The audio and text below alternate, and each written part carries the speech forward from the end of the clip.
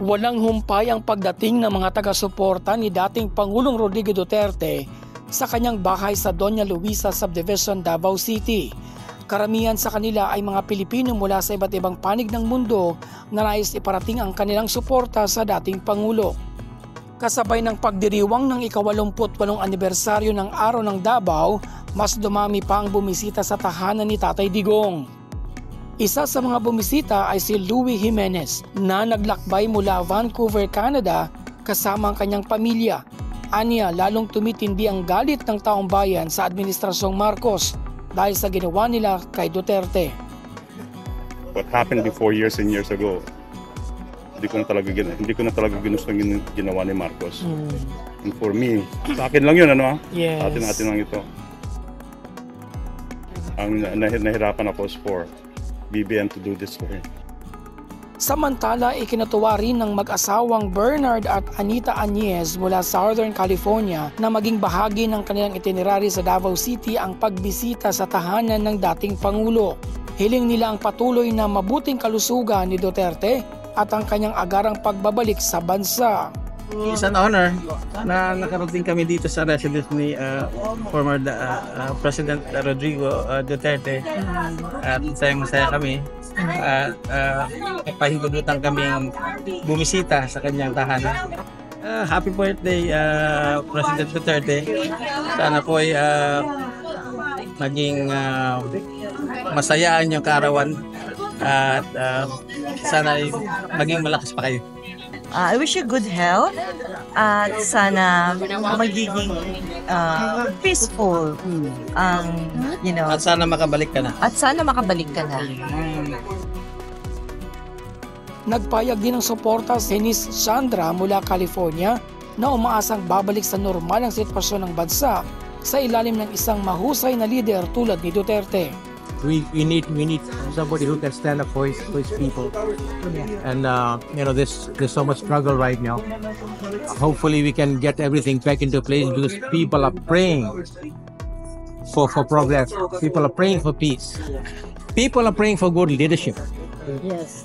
And hopefully we can get him back. Isa pa sa mga bumisita ay si Jing Senyo mula Bohol na bumati sa dating Pangulo sa kanyang kaarawan. Happy birthday Tatay Digong. Have a good health and hope makabalik na sa Pilipinas. Kaya maraming sumuporta sa inyo. We love you Tatay Digong and happy birthday. Bukod sa mga individual na taga-suporta, nagbigay din ng pakikiisa ang grupong Hugpong Federal Riders Group Incorporated sa pamilya Duterte. Ayon kay Jimlyn Crestuta, founder ng grupo, ikinalungkot nila ang kasalukuyang kasitwasyon ng dating Pangulo, lalo't malinaw umano ang kawalan ng hustisya. Parang medyo malungkot tayo kasi taga Davao, una-una medyo parang lack of justice. Yun lang masasabi ko.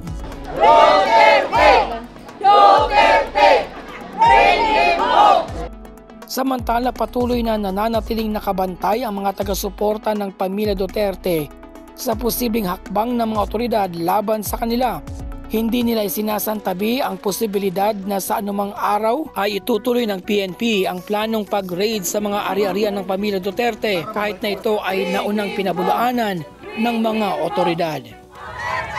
Umaga pa lang ay nagtipon-tipon na ang mga taga-suporta ni dating Pangulong Rodrigo Duterte sa Davao City para sa Solidarity Walk at pakikiisa sa panawagang ibalik na ito sa Pilipinas matapos ang iligal na pag-aresto nito kung saan ibiniyahe ito papuntang the Netherlands. Mula man sa iba't ibang grupo, ngunit lahat sila ay may iisang layunin at panawagan sa pakikilahok at pagpapakita ng kanilang suporta sa dating Pangulo na inialay ang kanyang buhay sa pagsisilbi sa publiko at sa bansa at pagtiyak na makapagbibigay ginhawa ang serbisyong hatid nito para sa bawat pamilyang Pilipino. Kay simpatiya lang gyud mi sa usa ka panawagan nga unta mabalik nga ni sa Pilipinas si former President Rodrigo Duterte.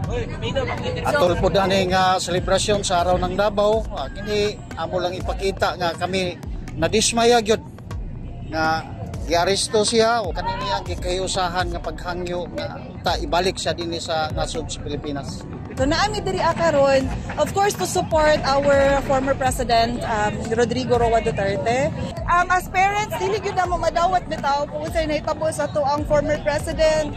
We know kung unsa gyud iyang gibuhat, ang iyang pagserbisyo gyud sa Pilipinas. Tinud-anay gyud bitaw kanang walay pili ba. Naami diri tay to support you o manawagan gyud nino sa ICC. Ibalik na yung tawan ng amuang Tatay Digong. Of course, we're celebrating the araw ng Davao karon, no? Pero as you can see, lahi jud ang araw ng Davao karon compared sa araw ng Davao nato before. Kay karon, everybody, tanang Dalawenyo is one with the Duterte family, labaw na sa atong Tatay Digong. So it's not only a parade, it's also a walk for solidarity. Of course, panawagan jud nato sa Solidarity Walk is to bring PRRD home. Ang ato adjod is unta, dili na siya magdugay dito where he is alone, where he is vulnerable. No, uli siya diri sa tuwa sa Pilipinas. Usa kini ka significant date para sa mga Davaoenyo atong ipakita ang pagprotesta sa mga pangitabo karon. Siyempre, una kami ni barog para kay former President Rudy Duterte ug nga unta kami nag-aapila nga paulion na siya diri sa yang nasod sa atong nasod sa Pilipinas.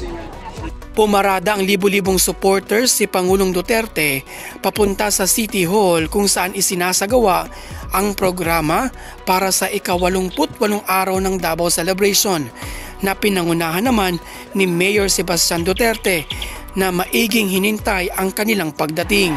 Nang makarating ang mga ito ay pinasalamatan naman ni Mayor Baste ang nag-uumapaw na suporta at pagmamahal ng mga ito sa kanyang ama na si dating Pangulong Duterte. Unang-una sa tanan, magpasalamat ko sa inyong ginapakita ang suporta sa kawamahan.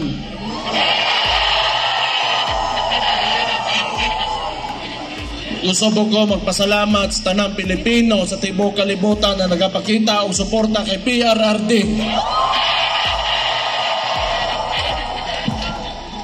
Kabomos tinuod lang sukad nga giaresto ako amahan illegally.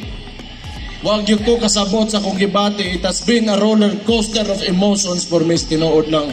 But every time makita na ko suporta ninyo, makusgan yung ko. Salamat kayo.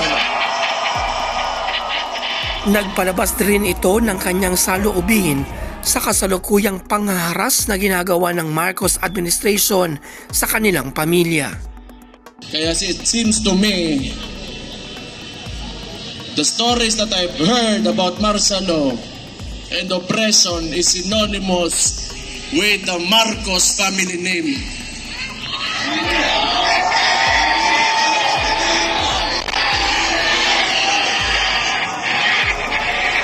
Gusto ko, I will take this opportunity to tell Mr. Marcos how I feel about him. Mr. President Marcos, you will never be loved.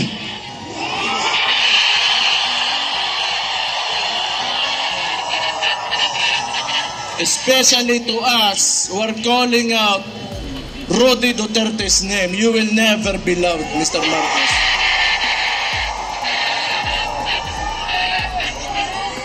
We will stand up and we will fight back.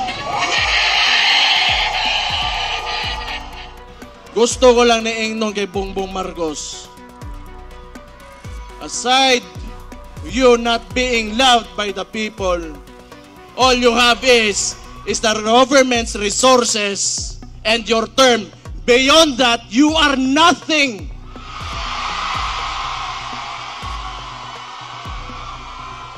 Kalimot or kita'y nagtabang sa iya makalingkod sa diha karon siyang ginalingkuran. Ipinaalala rin ni Mayor Duterte na ang tatay nitong si Digong ang nagpalibing sa tatay ni Marcos Jr. Ngunit ipinagkanuno nito si Digong sa mga banyaga. Last year, January, giingnan taga Marcos, wag yung kay utang kabubuton. Ang imong amahan, gipalubong sa akong amahan, pero akong amahan, gipapreso nimo. Sa kabila nito ay pinasalamatan muli ni Mayor Baste ang mga Pilipino, hindi lamang sa Davao City kundi sa buong Pilipinas at sa buong mundo sa suporta at pagmamahal na ipinapakita ng mga ito sa kanyang ama. Hindi rin dito nagtatapos ang Solidarity Walk dahil isang Solidarity Night rin ang isinagawa ng mga Duterte supporters sa Davao City na di mahulugang karayom pa rin dahil sa dami ng mga dumalo.